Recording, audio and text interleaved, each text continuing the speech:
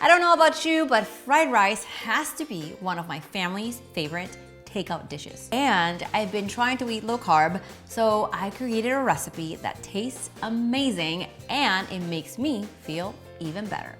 This recipe is one you definitely are going to want to eat because it's everything we love about shrimp fried rice. Tender cooked shrimp, soy sauce, a hint of sesame oil. Let me show you how it's made.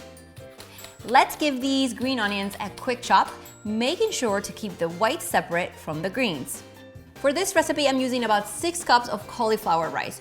You can use prepackaged or make your own, and I'll make sure to link that below.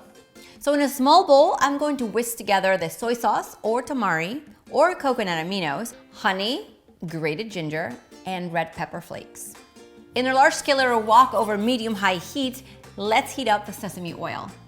Add the white part of the onions and saute for about a minute. Add the frozen peas, carrots, and stir. You'll want to saute these until the carrots are tender.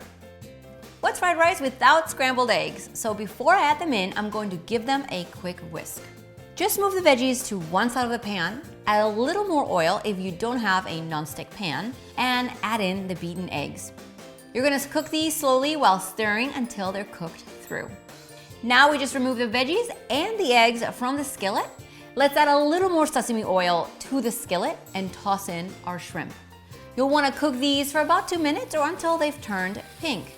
Don't cook them too long because they'll get tough. Now you just add the veggies and eggs back into the pan, add in the cauliflower and stir.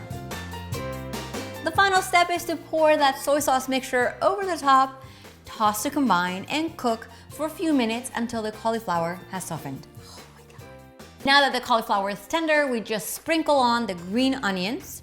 I'm gonna cover the pan for about a minute and go get the plates. It's time to actually eat it.